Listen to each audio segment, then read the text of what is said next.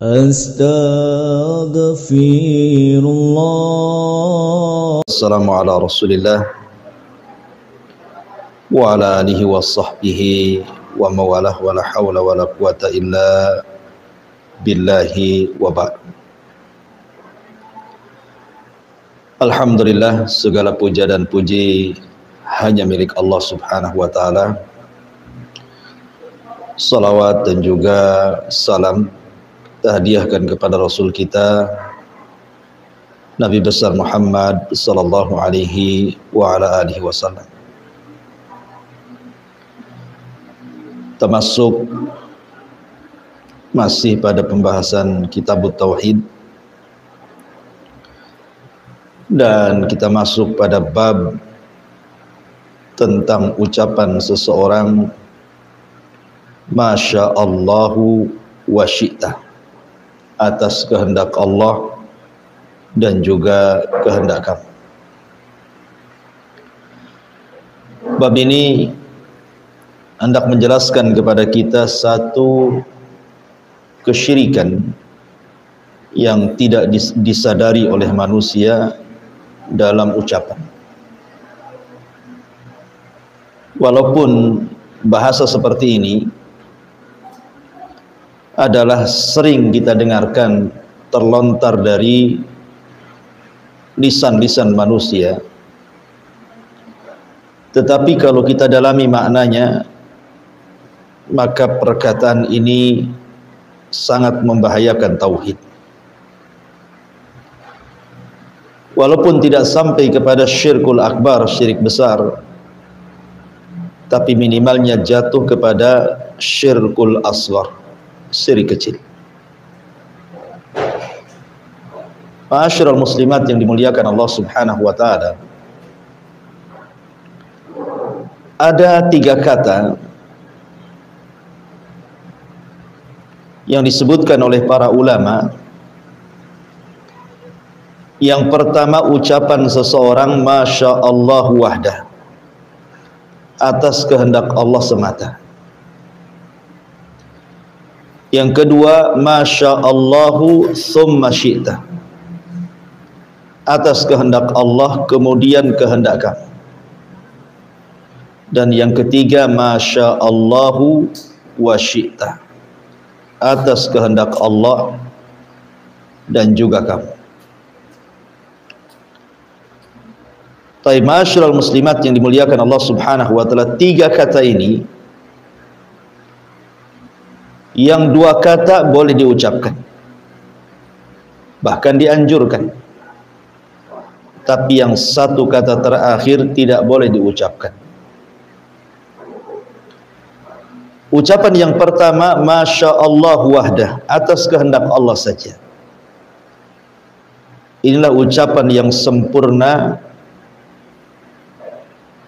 yang harus diucapkan oleh kita saat kita mendapatkan kenikmatan atau terhindar dari sebuah bahaya atau memang ditimpa sebuah musibah. Karena segala sesuatu yang terjadi di alam semesta ini tidak lepas dari kehendak Allah subhanahu wa ta'ala, apakah di atas nikmat ataukah sebaliknya. Makanya di masyarakat itu penting, Bu, menggunakan pilihan kata itu, karena tidak semua kata-kata itu dibolehkan diucap.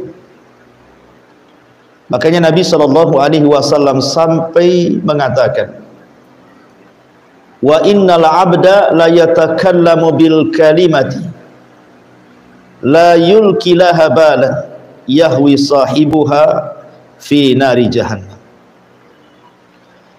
Terkadang ada seorang hamba mengucapkan satu kalimat yang tanpa sadar ia ucapkan, tetapi dalam kalimat itu terkandung kemurkaan Allah, maka cukup bagi Allah memasukkan orang itu gara-gara kalimat itu ke dalam api jahannam.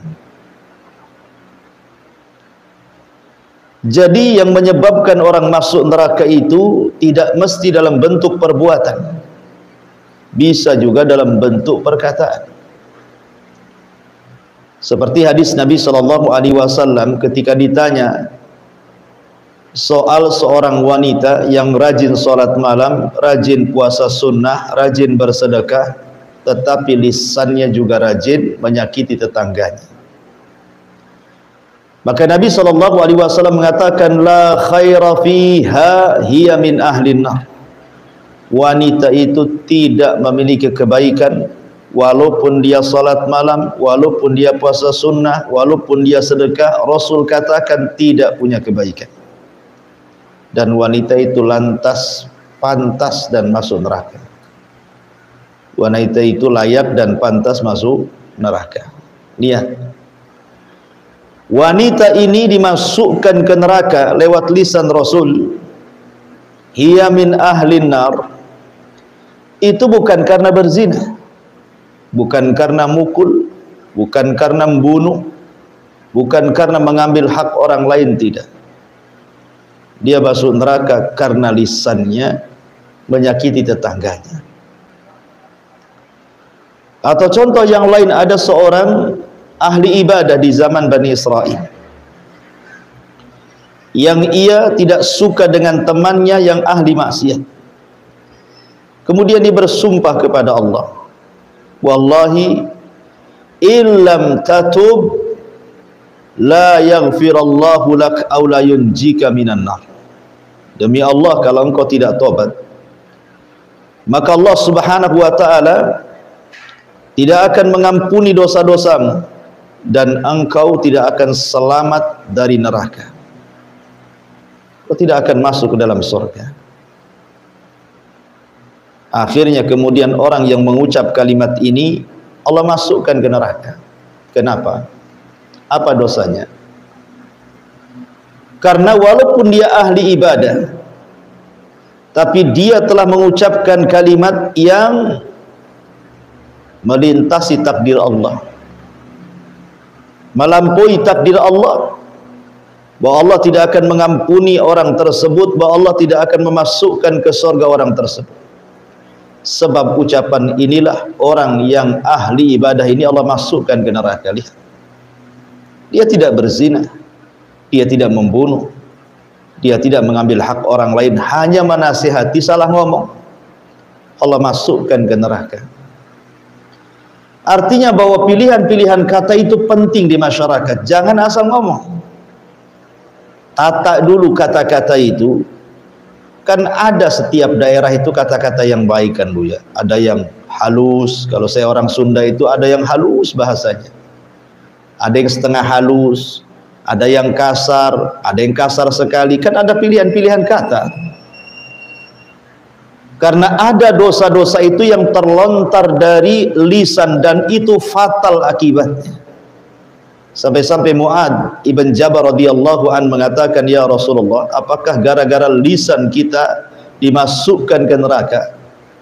Maka Rasul mengatakan, thaqilatka ummuka ya Mu'ad, wa hal yakubbun nas fi nari jahannam illa hasaidu alsinatihim.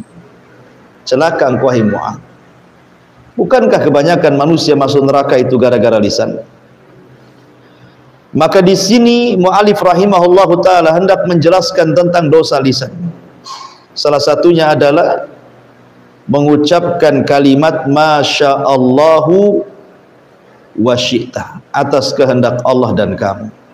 Harusnya dia ucapkan masyaallahu summa syi'ta, atas kehendak Allah kemudian kamu, atau yang lebih afdolnya katakan masyaallahu wahda, atas kehendak Allah saja. Imam Ahmad meriwayatkan sebuah hadis, saya lihat bukunya, dari Ibnu Abbas radhiyallahu anhuma, anna rajulan qala lin nabiy sallallahu alaihi wasallam ma sya'allahu wa syi'ta, faqala aja'altani lillahi niddan bal ma sya'allahu wahda.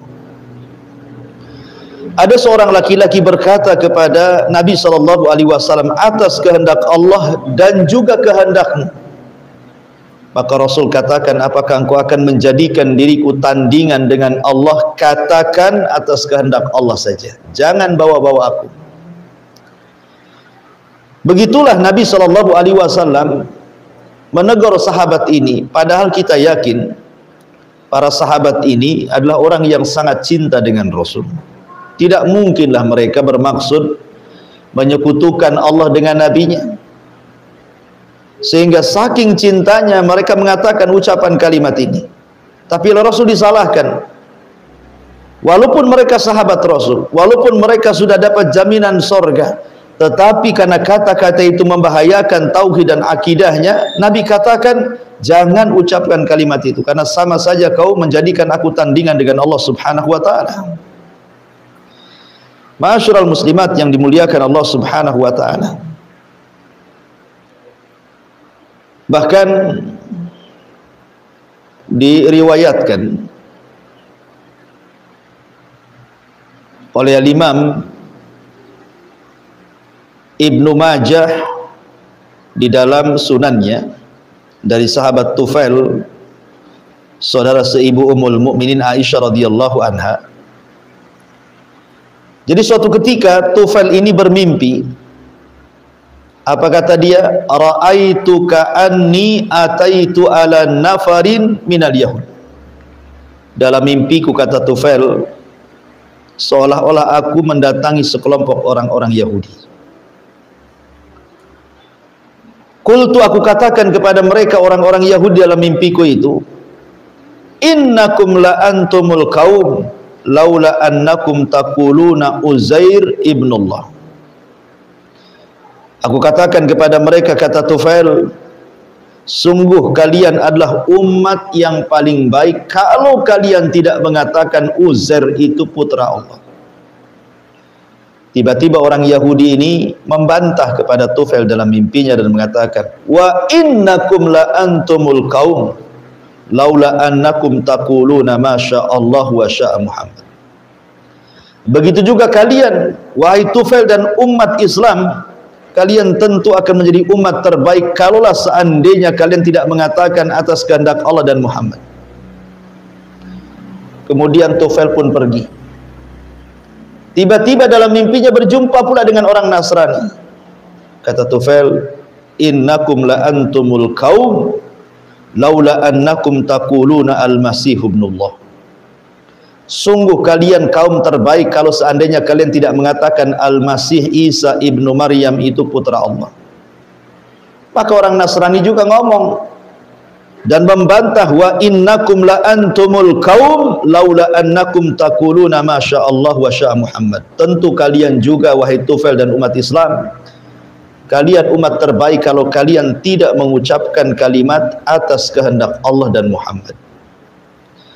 Ketika Tufail terbangun, maka dia datang kepada Nabi SAW menceritakan ini mimpinya berjumpa dengan orang Yahudi dan orang Nasrani. Setelah menceritakan, maka Nabi SAW memuji Allah, kemudian mengumpulkan para sahabatnya, kemudian berceramah di hadapan para sahabatnya dan mengatakan, amma ba'du fa inna Tufailan ra'a ru'yan akhbara biha man akhbarta biha ahadan. Kata Nabi SAW, amma ba'du, adapun setelah itu, fa inna Tufailan ra'a ru'yan, Tufail sudah bermimpi dalam mimpinya, dia akhbara biha man akhbara minkum, mungkin sebagian kalian sudah tahu kabarnya.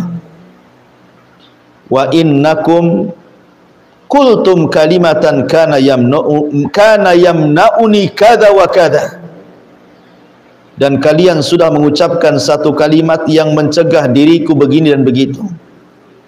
Kemudian kata Rasulullah, an hakum anha, aku larang kalian jangan mengucapkan kalimat masya Allah wa syaa Muhammad, walakin qulu, tapi katakanlah masya Allah wahdah, atas kehendak Allah saja.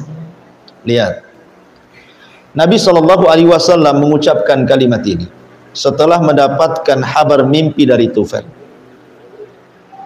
Ketika orang Yahudi mengatakan sama juga kalian mengatakan atas kehendak Allah dan Muhammad, enggak usahlah kalian katakan kami mengatakan Uzair itu anak Allah, apa bedanya? Seolah-olah mereka mengatakan seperti itu.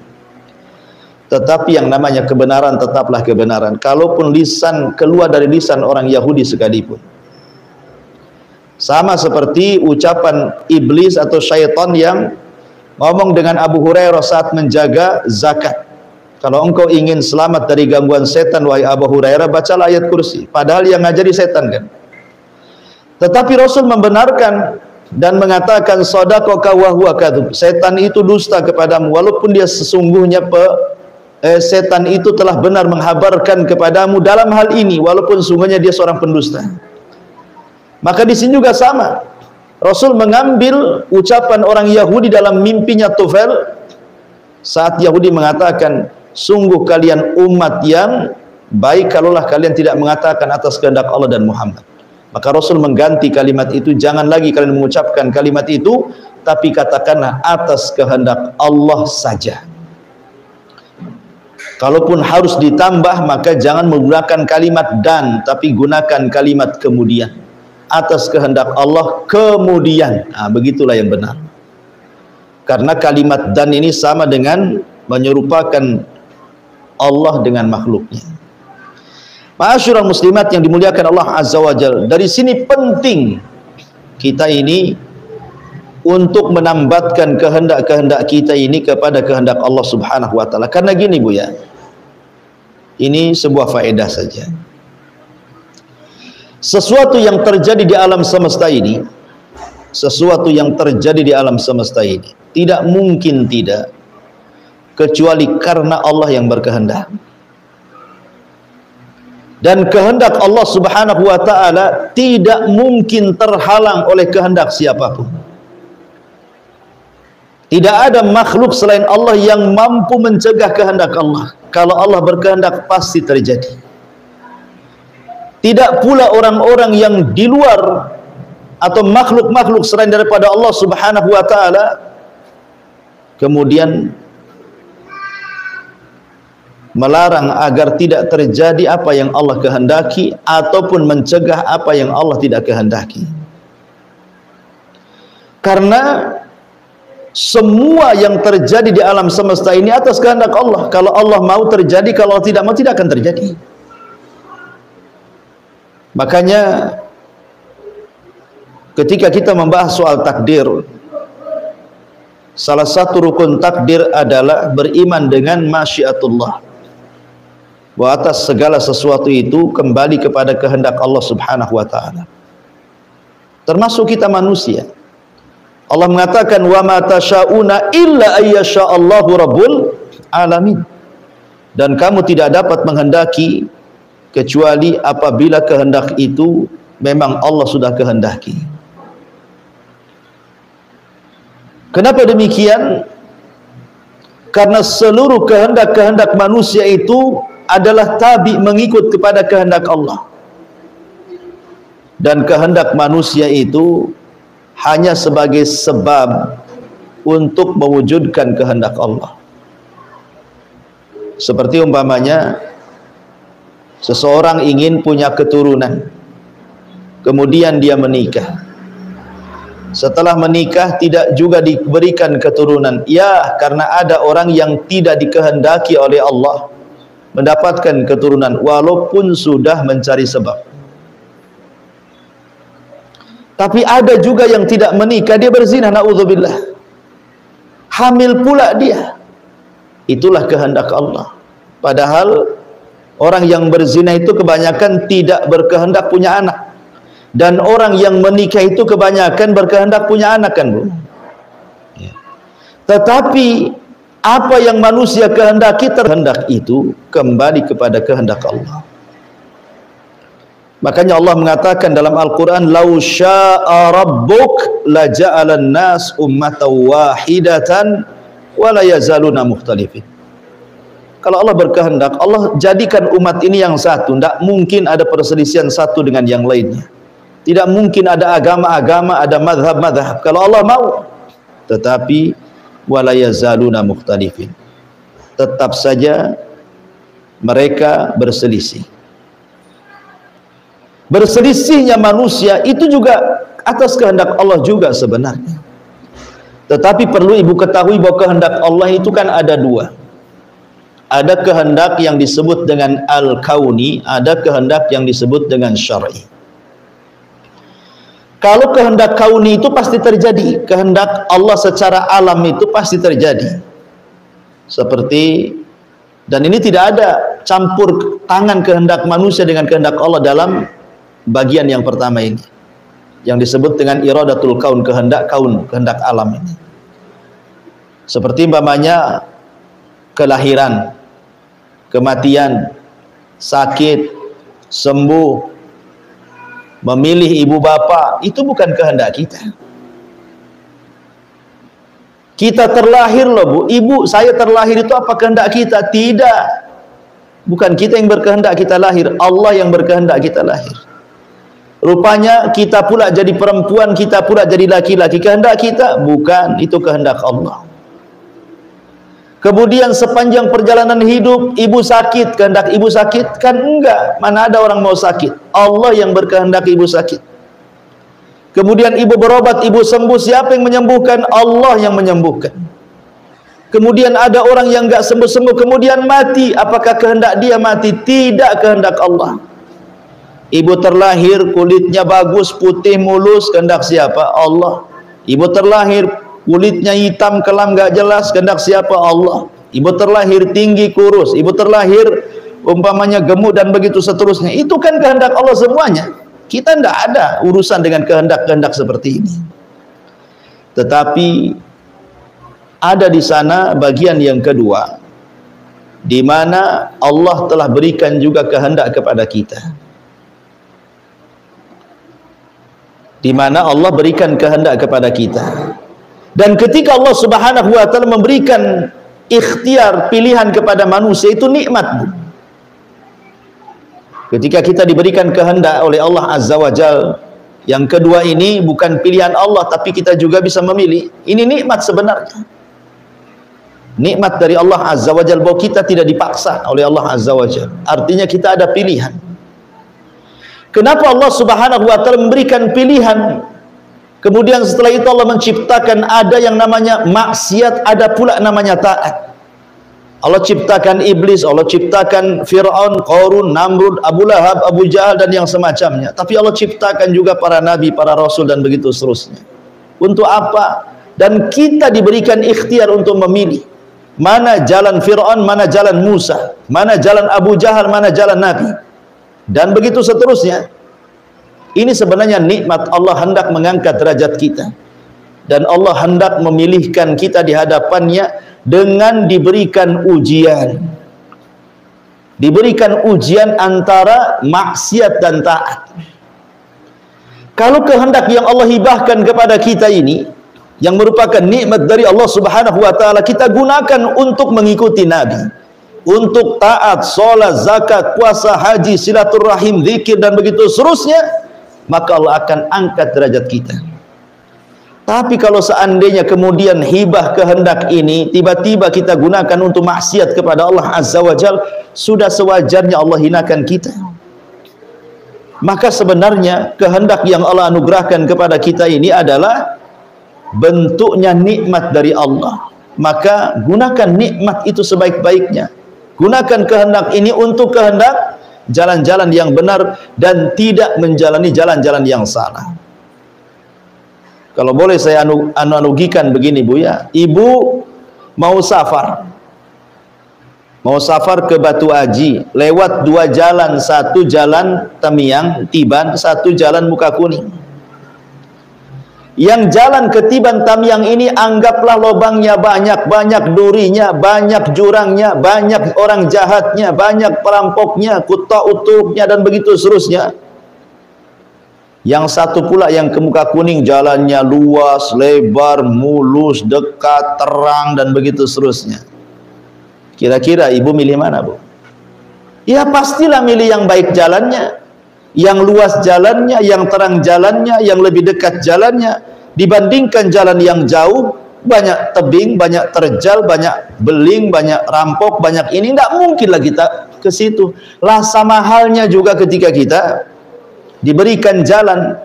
Ini loh masuk ke sorga. Kalau nanti di sorga itu nikmat, banyak kenikmatan yang tidak bisa dilihat mata, didengar telinga terlintas pun tidak bisa. Ya. Tapi ini loh jalan ke neraka. Di neraka ini luar biasa siksanya, ngerinya, dahsyatnya. Kan kita sudah tahu dari habar Al-Quran dan habar Nabi SAW. Makanya Allah Subhanahu wa taala mengatakan qulil haq mir rabbikum faman syaa'a falyu'min wa man syaa'a falyakfur. Kebenaran itu katakanlah dari Rabb kalian. Siapa yang berkehendak silakan beriman, siapa yang berkehendak silakan kufur. Jadi iman dan kufur itu adalah kehendak kita. Kehendak kita. Karena begini Bu ya, salah paham ya, biar saya luruskan. Saya contohkan ada orang yang minum khamr. Contohlah ada orang yang minum khamr. Dia mau minum khamr, betul-betul dia beli khamr dan dia minum. Dia beli khamr, kemudian dia minum khamr. Pertanyaannya Bu, apakah ketika seseorang kemudian berkeinginan minum khamr, kemudian membeli khamr, kemudian meminum khamr, apakah itu kehendak Allah? Apakah dia minum khamr itu adalah kehendak Allah? Kalau jawabannya iya, itu kehendak Allah, tentu nanti ada orang yang mengatakan, ah mana mungkin Allah suka dengan maksiat, katanya. Tidak mungkin Allah suka dengan maksiat. Kalau seandainya kita jawab tidak, itu bukan kehendak Allah, berarti ada sesuatu yang Allah tidak kehendaki terjadi. Berarti ini mengurangi kesempurnaan Allah. Masa Allah tidak berkehendak tiba-tiba terjadi? Berarti kan tidak sempurna Allah itu. Kalau seandainya Allah Subhanahu wa taala memang berkehendak, berarti seolah-olah manusia itu jabri, dipaksa oleh Allah Azza wa Jalla. Maka jawabannya sudah saya katakan tadi Bu, namanya kehendak itu ada dua. Kehendak itu ada dua. Ada kehendak Allah yang tidak ada ikut campur kehendak manusia di situ. Murni kehendak Allah secara mutlak. Seperti tadi, melahirkan, menghidupkan, mematikan, menyakitkan, menyembuhkan, dan begitu seterusnya. Itu semua kehendak Allah mutlak. Kita tidak ada urusan di situ. Makanya jangan pernah mencela ciptaan Allah Subhanahu wa taala. Tapi ada yang kehendak itu dibagi. Allah punya kehendak, kemudian Allah bagi kehendaknya kepada manusia sebagai bentuk hibah, menunjukkan manusia tidak dipaksa oleh Allah. Manusia itu punya kehendak sendiri, tetapi kehendaknya tabi'atun wasababiyatun. Kehendaknya tabi, mengikut kehendak Allah, dan kehendaknya sababiyah. Sababiyah itu artinya hanya mencari sebab supaya keinginan kita terwujud sesuai dengan keinginan Allah Azza wa Jalla. Seperti contohnya tadi, pengen kaya kerja. Kehendak kita pengen kaya kan Bu. Kemudian kita kerja, pengen kerja. Tapi apakah setiap orang yang bekerja kaya? Tidak juga kan. Ada yang Allah berikan kekayaan, ada yang Allah tahan kekayaannya. Termasuk juga orang yang bermaksiat kepada Allah Azza wa Jalla. Orang yang minum khamar tadi. Orang yang minum khamar itu atas kehendaknya, bukan atas kehendak Allah Subhanahu wa taala. Memang Allah ciptakan khamar, dan Allah Subhanahu wa taala larang habis itu jangan minum khamar. Kemudian setelah itu Allah berikan kehendak kita untuk menjauh dan mendekat khamar. Memilih pula kita ini yang mendekat khamar dan bukan memilih kehendak yang menjauhinya. Lalu Allah disalahkan? Ya tidak bisa Allah disalahkan, kita yang salah. Ya. Jadi ma'asyiral muslimat yang dimuliakan Allah Azza wa Jalla, ini yang harus dipahami soal masalah masyiatullah. Karena begini, tadi saya katakan di awal bahwa semua terjadi di alam semesta ini tidak lain dan bukan kecuali karena kehendak Allah Subhanahu wa taala. Saya contohkan Bu, sebuah kisah. Dahulu di zaman Bani Israel ada terjadi pembunuhan. Orang kaya dibunuh. Kemudian Bani Israel ini nuntut siapalah pembunuh orang kaya ini, karena dia tokoh masalahnya. datang kepada Nabi Musa. Ya Musa, ada pembunuhan, yang mati orang kaya, tolong singkap yang bunuh siapa. Kata Musa, tunggu sampai aku berdoa dan bermunajat kepada Allah Azza wa Jalla. Maka Musa pun berdoa bermunajat kepada Allah, minta siapa pembunuhnya. Akhirnya Allah Subhanahu wa taala firmankan dalam surah Al-Baqarah, innallaha ya'murukum an tadhbahu baqarah. Kemudian Allah pun perintahkan Musa agar Bani Israel menyembelih baqarah, sapi. Sapinya ada, bukan tidak ada, Bu. Sapi itu banyak. Tapi karena Bani Israel ini banyak tanya, macam mana sapinya, macam mana warnanya, sudahkah dipekerjakan, tidak, dan begitu seterusnya, mempersulit diri. Akhirnya sapi yang mudah dicari, susah pula dia mencarinya. Tapi endingnya Bani Israel mengatakan, kalau seandainya Allah berkehendak, tentu kami akan dapat hidayah. Insyaallahu minal wa inna insyaallahu minal muhtadin. Kata Bani Israel, wa inna insyaallah, dan jika Allah berkehendak, tentu kami termasuk orang-orang yang dapat petunjuk mencari sapi itu. Karena Bani Israel sudah mengait-ngaitkan kehendak Allah atas kehendak Allah, mengucapkan insyaallah, maka keinginan mereka baru terjadi. Itu pun dengan susah payah, harus membeli seekor sapi betina dengan harga seberat gulungan kulit sapi betina itu kalau dikuliti. Coba, ini menunjukkan bahwa segala sesuatu yang terjadi itu atas kehendak Allah, bukan kehendak kita. Kalau Allah berkehendak, sapi itu mereka tidak akan sembelih. Tapi karena mereka sudah menambatkan yakin bahwa semua atas kehendak Allah Azza wa Jalla, baru Allah kabulkan mereka. Akhirnya mereka pun dapat sapinya walaupun dengan susah payah. Ini contoh yang pertama. Contoh yang kedua, Ya'juj wa Ma'juj yang pernah dipenjarakan Dzulqarnain, tidak bisa keluar dari dinding Dzulqarnain itu. Padahal setiap hari dia korek lubang loh untuk keluar dari dinding. Setiap mereka lelah letih bekerja mengorek lubang, mereka balik lagi ke rumahnya. Besoknya lagi datang, lubang itu sudah tertutup. Begitu setiap hari. Tapi mereka tidak lelah untuk keluar dari benteng itu. Tetapi di akhir zaman Allah ilhamkan tuh kepala Ya'juj dan Ma'juj dan mengatakan, nahfiru ghadan insyaallah. Besoklah kita insyaallah kita kerjakan lagi. Akhirnya ketika bosnya Ya'juj dan Ma'juj mengucapkan insyaallah, semua atas kehendak Allah, jebol tembok itu dan menjadi satu di antara tanda-tanda kiamat besar. Artinya kalau orang itu yakin bahwa tidak ada yang terjadi di alam semesta ini kecuali karena kehendak Allah, walaupun dia kafir, Allah kabulkan. Ya'juj dan Ma'juj itu kan jelas-jelas kafir, perusak bumi, tapi Allah kabulkan. Tapi walaupun sehebat apapun ibadah ibu, sehebat apapun sholat ibu, sehebat apapun puasa ibu, sehebat apapun zikir Quran ibu, kalau tidak menggantungkan kehendak Allah, maka tidak mungkin terjadi. Karena sesuatu kalau Allah berkehendak terjadi, kalau tidak berkehendak tidak akan terjadi. Dan itu dialami Nabi. Ketika Nabi SAW diberikan soalan, kemudian dia lupa membaca insya Allah, akhirnya soalan itu sulit dijawab. Kalau bukan karena kehendak Allah, Rasul tidak akan mampu menjawab soalan itu. Boleh jadi semakin dahsyat pendustaan orang-orang Quraisy kepada Rasul SAW. Maka dari sini Bu, penting seseorang itu mengait-ngaitkan dengan kehendak Allah. Seperti umpamanya, ibu nih baru bangun rumah nih, ya, bangun rumah cantik-cantik, beli kebun lebar-lebar, ditanami mangga, ditanami durian, ditanami macam-macam gitu ya, baru beli kendaraan bagus, grass langsung dari dealernya, bagus, cantik gitu kan. Maka jangan lupa Bu, katakan dua perkara.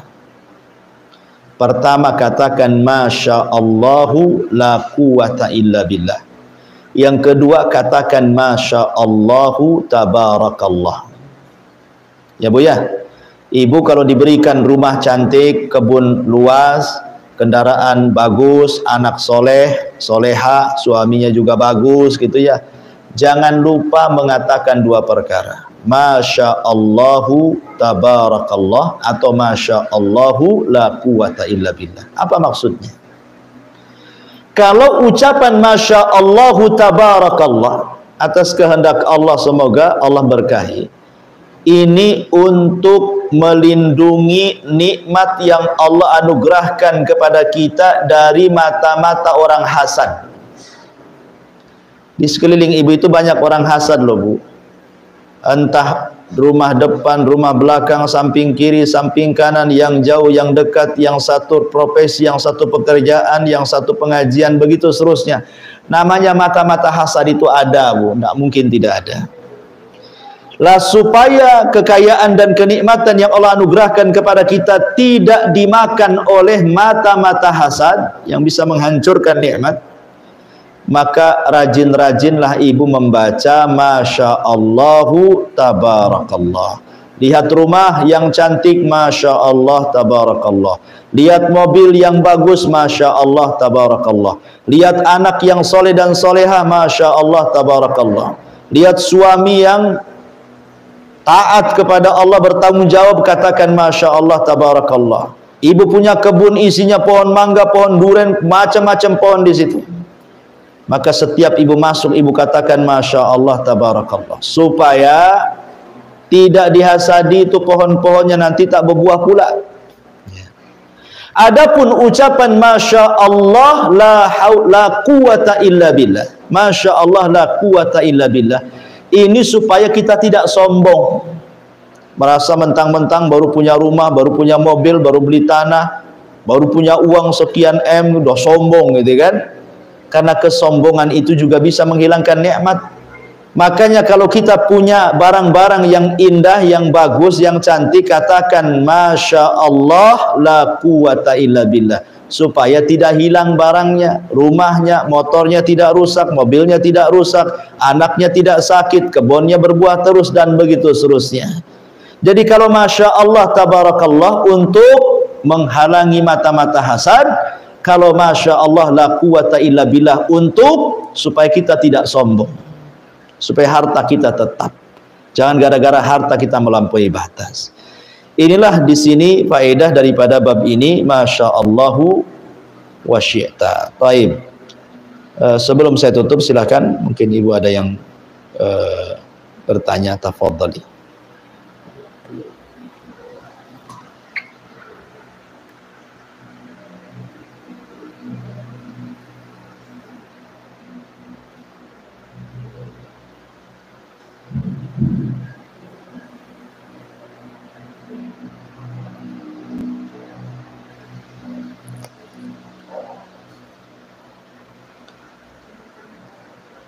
Nggak ada?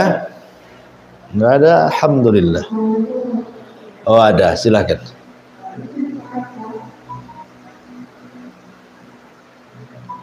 Nggak dengar Bu, jauh kali suaranya. Mungkin karena soundnya di dalam jadinya nggak dengar.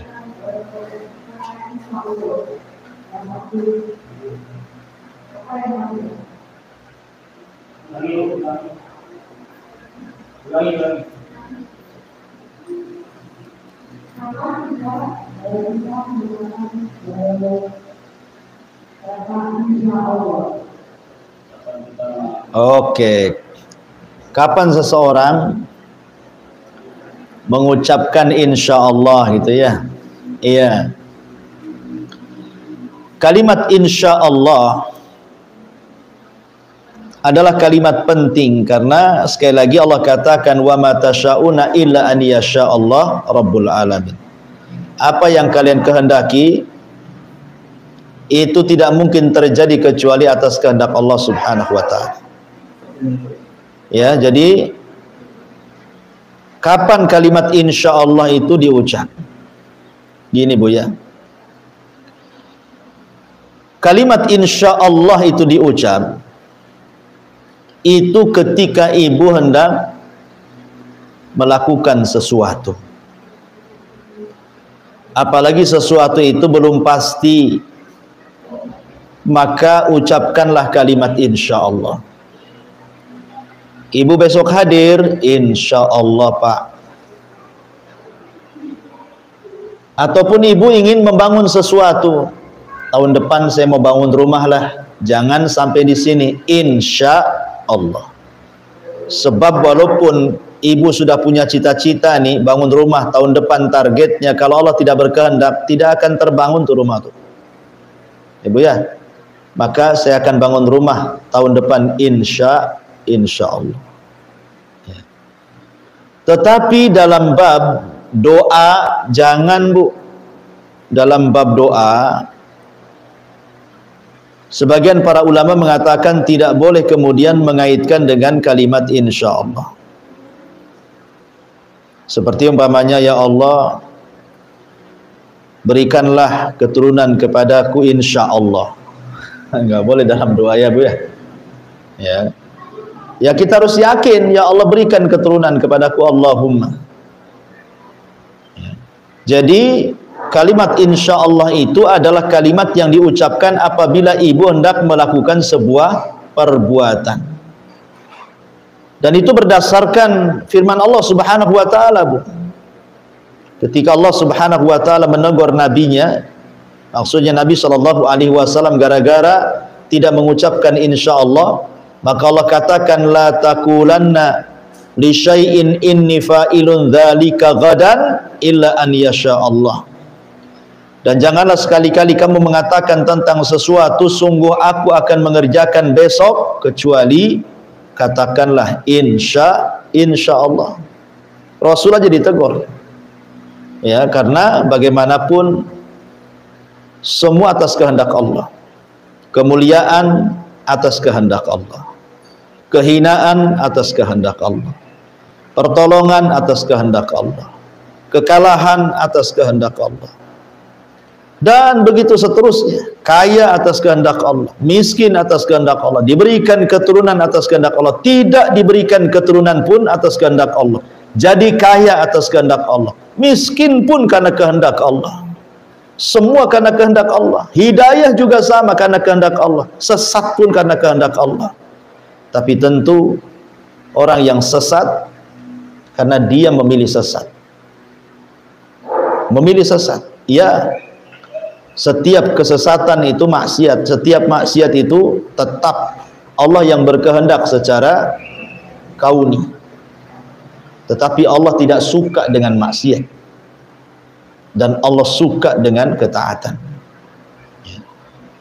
Ma'asyiral muslimat yang dimuliakan Allah Subhanahu wa taala, sehingga kapan kita mengucapkan insyaallah, maka saya ulang, ketika kita hendak melakukan sesuatu atau berangan-angan sesuatu.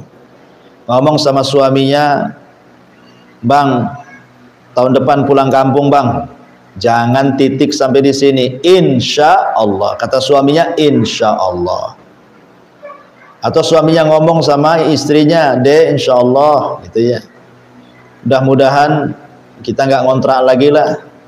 Nanti 2 tahun lagi kita kumpulkan duit, kita belilah itu rumah yang cicilan bertahap tanpa riba tuh. Nah, bagus ya. Ucapkan insyaallah. Sebab banyak yang terjadi target tidak sesuai cita-cita kan, karena Allah tidak berkehendak masalahnya. Makanya penting seseorang itu kemudian tidak melupakan kalimat insyaallah. Ya, wallahu a'lam.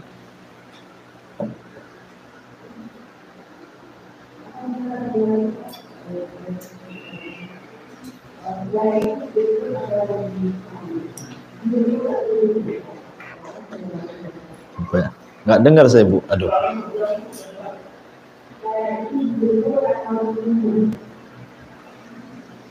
Hidayah itu dijemput atau ditunggu ya Ustaz? Hidayah itu dijemput atau ditunggu. Kalau ditunggu nggak datang-datang, Bu. Hidayah itu dijemput. Ya, hidayah itu dicari. Kalau Allah mau, Allah buat satu dunia ini masuk Islam, tapi Allah kan dengan kehendaknya tidak demikian, untuk menguji. Maka hidayah itu dicari. Ya, dicari. Makanya man yuridillahu khairan yufaqihu fiddin. Orang yang Allah kehendaki baik pasti Allah cerdaskan.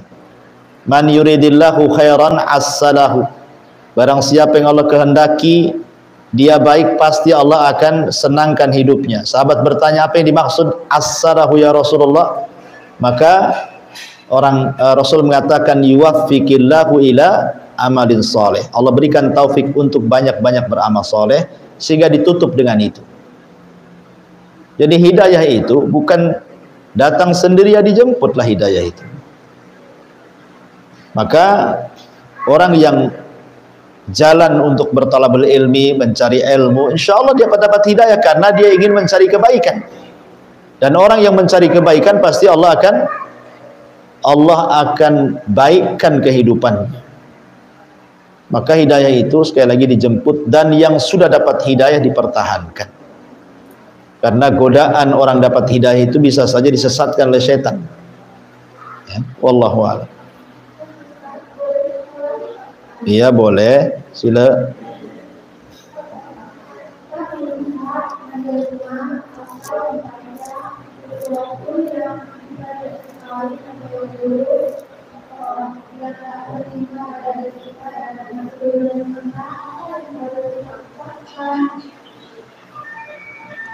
Ya, apa Pak Jul tuh? Ngomong apa? Supaya kita melihat atau mendengar sesuatu yang buruk tidak sesuai dengan yang bagus gitu, apa yang harus kita ucapkan? Oh iya, kalau seandainya kita melihat sebuah keburukan, orang celaka gitu kan, umpamanya ada orang celaka di jalan gitu, ya ibu katakan inna lillah wa inna ilaihi raji'un dan ucapkan alhamdulillah, bukan alhamdulillahnya kepada orang yang celaka. Ucapkan alhamdulillah itu aku tidak seperti dia, gitu Bu ya. Jadi ucapan alhamdulillah itu maksudnya bukan mendoakan orang celaka ya. Kalau dengar ibu bisa diomeli lah, aku jatuh kok kamu bilang alhamdulillah. Bukan, maksudnya mengucapkan alhamdulillah itu bukan karena kita melihat orang itu jatuh, tidak, maksudnya ibu memuji Allah karena kita yang bukan jatuh. Ya, karena yang jatuh orang lain artikan kita tidak jatuh, kita dapat nikmat. Nikmat tidak jatuh, alhamdulillah, bukan saya yang jatuh, dia yang jatuh. Ya, jadi ucapkan innalillah wa inna ilaihi raji'un. Kemudian kita katakan alhamdulillah, saya tidak jatuh, bukan saya yang jatuh gitu ya. Ucapkan alhamdulillah. Ya. Ataupun kalau yang dilihatnya sangat menakutkan seperti setan, ya kita kata auzubillah. Auzubillahi minasyaitonir rajim. Ya. Berlindung kepada Allah Subhanahu wa taala. Jadi itu juga bahasa-bahasa, jangan sampai seperti di masyarakat ada orang latah Bu ya. Kaget sedikit ngomong macam-macam, kan ada tuh Bu. Entah apa-apa kaget sedikit binatang yang keluar, kata-kata jorok yang keluar. Coba kalau latahnya itu umpamanya innalillahi wa inna ilaihi raji'un, alhamdulillah, Allahu akbar, kan bagus latahnya. Ini orang latah apa-apa yang keluar dari mulutnya. Nanti kalau dia pikun itu pula yang diucapkan masalahnya. Ya. Jadi ya ucapkan seperti itu, wallahu a'lam. Ya, saya kira cukup. Subhanakallah bihamdika asyhadu an la ilaha illa anta astaghfiruka wa atubu ilaik. Allah ta'ala. Assalamualaikum warahmatullahi wabarakatuh.